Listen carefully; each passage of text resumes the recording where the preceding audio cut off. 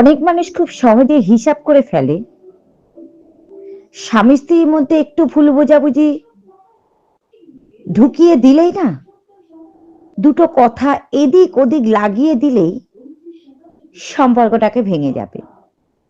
তারা বুঝতেই চায় না, ঝগড়া হলেই কিন্তু সম্পর্ক শেষ হয় না।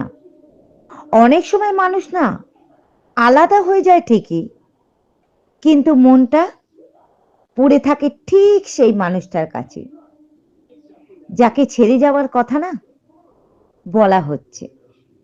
এই জন্য আমি সব সময় একটা কথা বলি, দুজন মানুষ যদি নিজেরাই আলাদা হতে না চায়, তাহলে পরিবার হোক বা বাইরের লোক হোক, কারোরই ক্ষমতা নেই একটা স্বামী স্ত্রীকে আলাদা করা।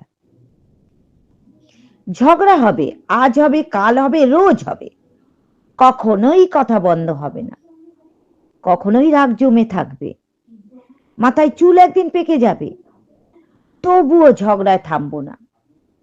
কিন্তু তাতে কি, ঝগড়া মানেই তো ছেড়ে যাওয়া নয়।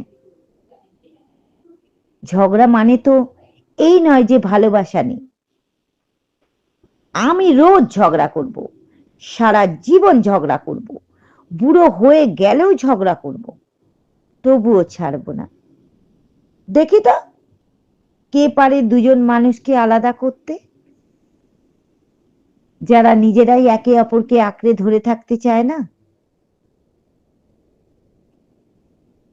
কেউ ছাড়াতে পারে না, কেউ আলাদাই করতে পারে না।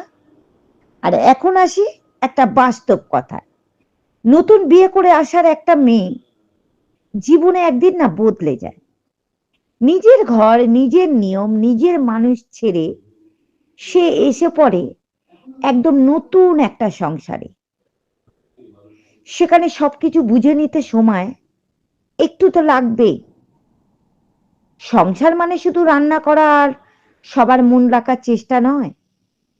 সংসারের ভেতরে থাকে অনেক না বলা কথা, অনেক অদৃশ্য নিয়ম, আর অনেক সূক্ষ্ম গেম, যেগুলো মানুষ না নতুন একটা মেয়ের পক্ষে একদিনে কিন্তু বোঝা সম্ভব নয়। এই সমাজে এমনটাই শেখানো হয়েছে, ভালো বউ মানে সে চুপ করে সহ্য করবে, কষ্ট পেলেও বলবে না, অন্যায় হলেও মাথা নিচু করে থাকবে। কিন্তু যে মেয়েটা চুপচাপ সহ্য করার মেয়ে নয়, সে মেয়েটা নিজের সম্মানের জায়গায় মুখের ওপর জবাব